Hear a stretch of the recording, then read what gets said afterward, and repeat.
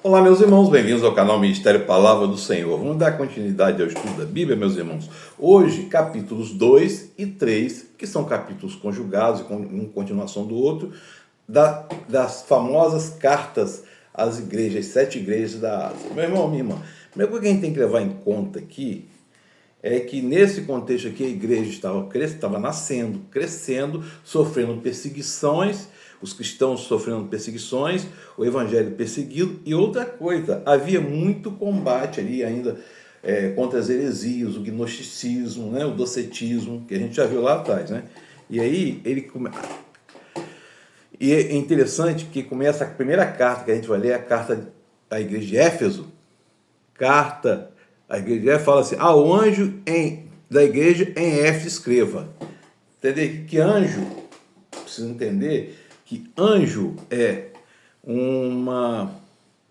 a palavra anjo, ela quer dizer mensageiro, tá? Mensageiro, assim como profeta. Anjo quer dizer mensageiro, ângelos. E precisa entender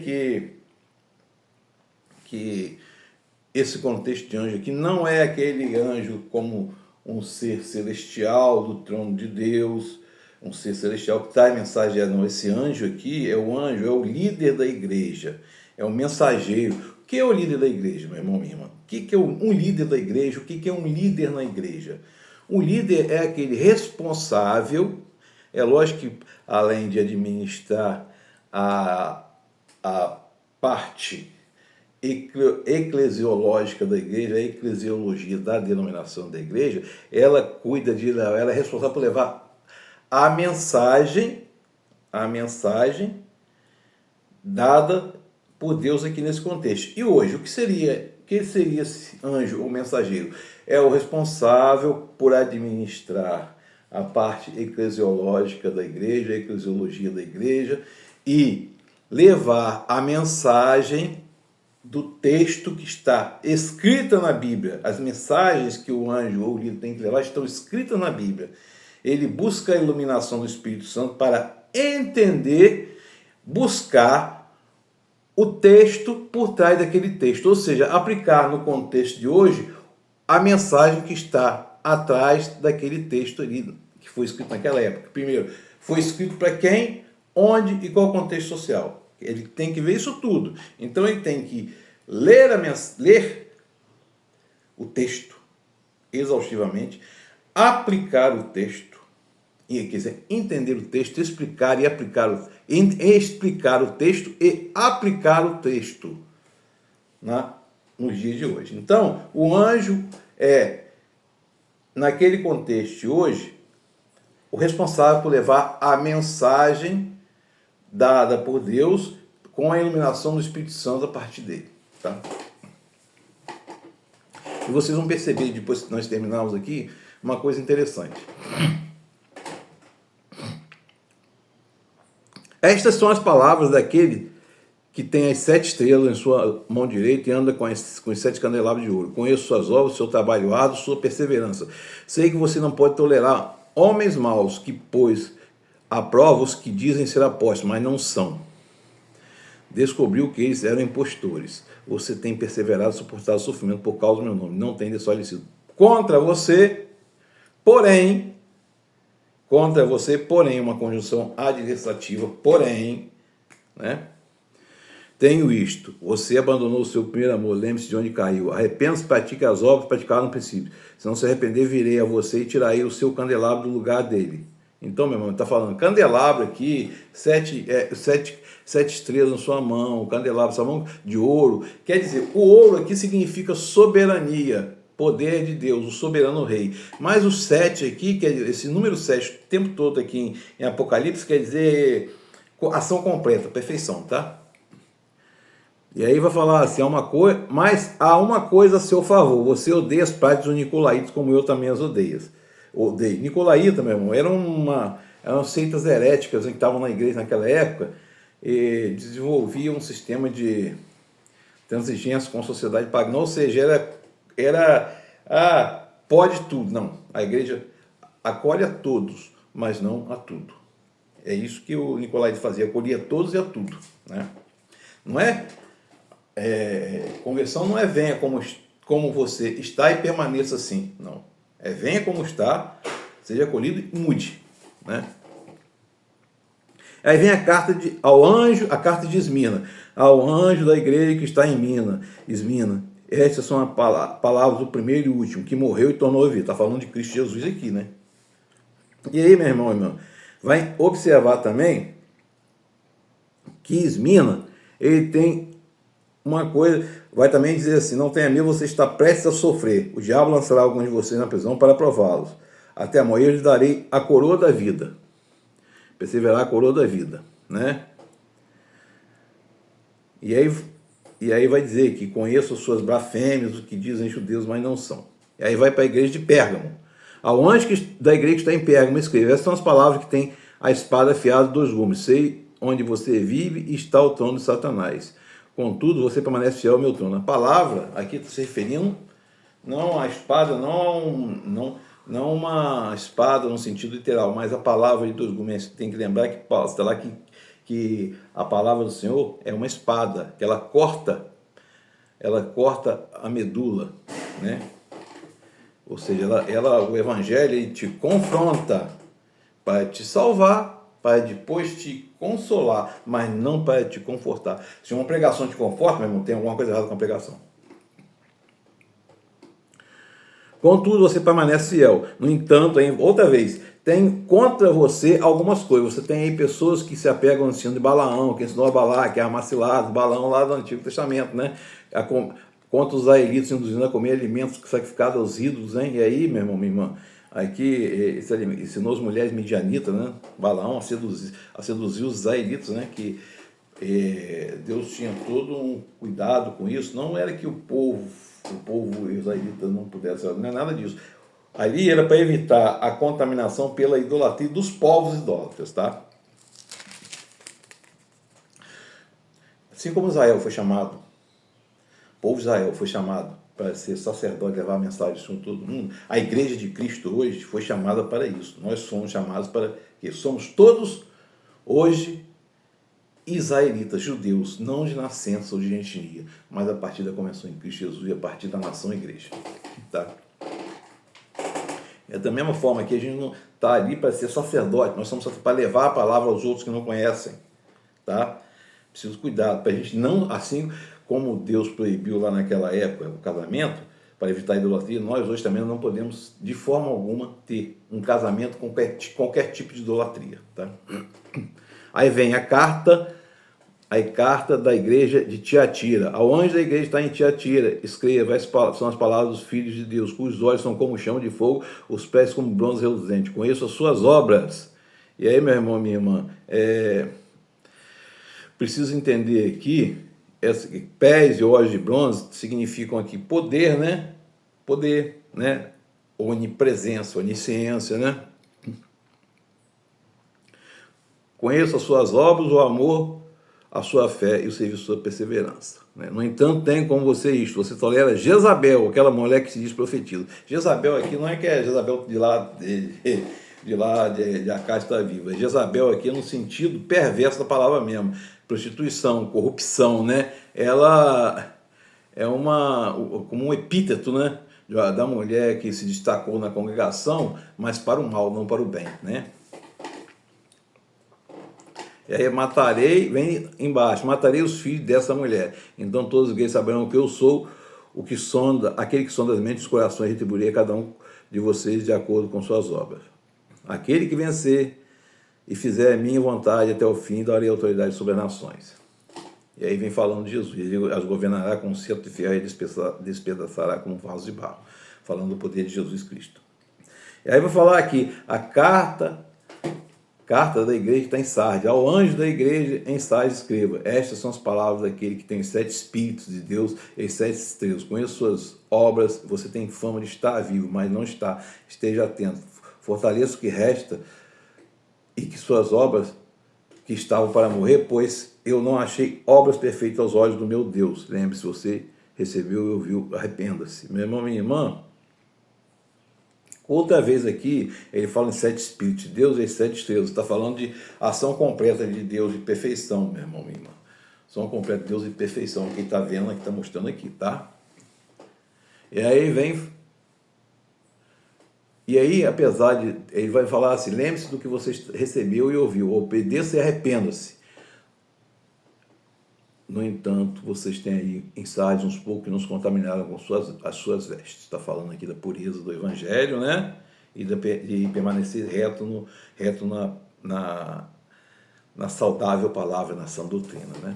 E aí vem a carta à igreja de Filadélfia. E aí que interessante, essa Filadélfia fica não é nos Estados Unidos não, tá, gente? Essas são as palavras daquele que é santo e verdadeiro, que tem a chave de Davi. O que ele abre, ninguém pode fechar, e o que ele fecha, ninguém pode abrir. Conheço suas obras, né? Coloquei de você diante de uma porta aberta que ninguém pode fechar. Sei que você tem pouca força, mas guardou a minha palavra e não negou o meu nome.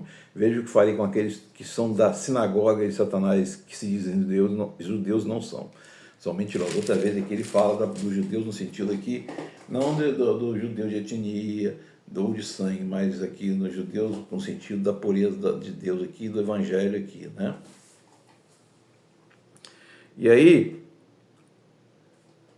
é interessante que ele fala assim também, escrevei nele o nome de Deus, o nome da cidade do meu Deus, a Nova Jerusalém, que desce do céu a partir de Deus, também escreve nele um novo nome, aquele que tem por ouvir, ouça, diz o Espírito, aí explica também o Espírito Santo, né?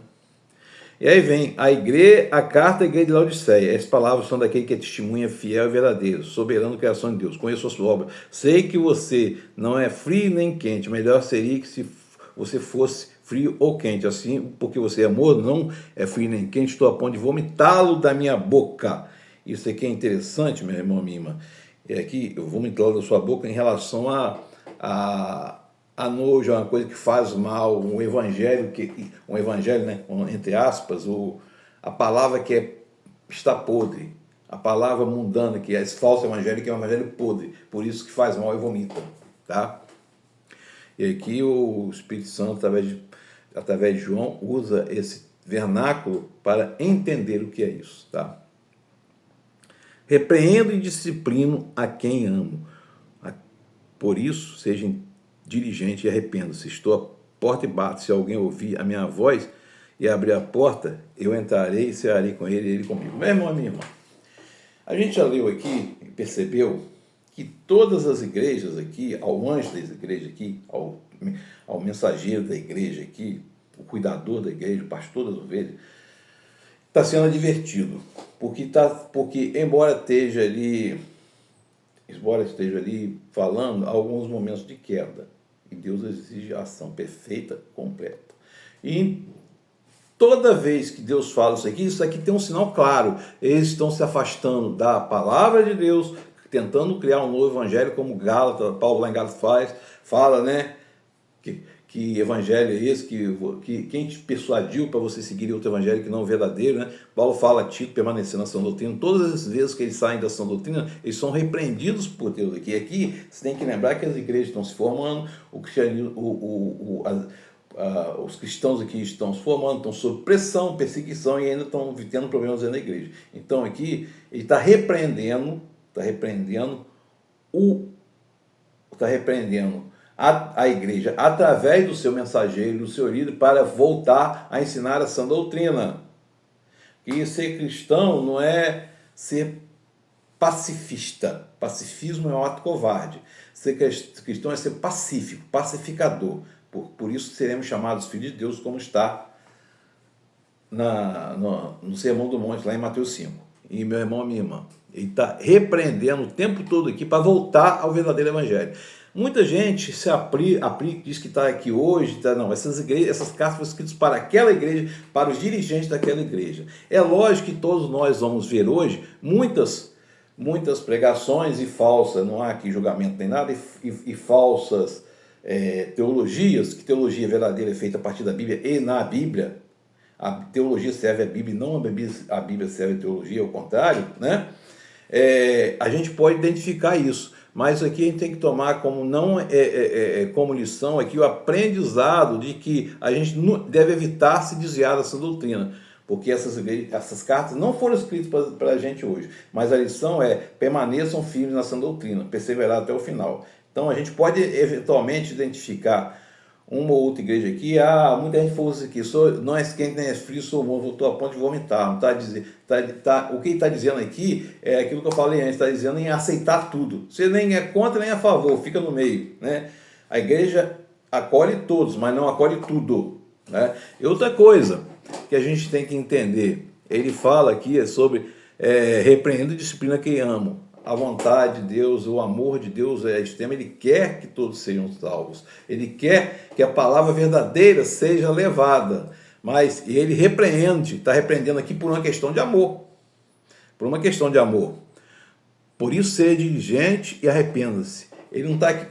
Você percebe aqui que, embora haja esse monte de condição adversativa aqui, porém, mais, contudo, todavia, no entanto, entretanto, né? Isso tudo aqui, você percebe que há o amor de Deus nessa repreensão por trás para poder voltar ao verdadeiro evangelho, porque a vontade do Pai é que todos sejam salvos, meus irmãos. Então,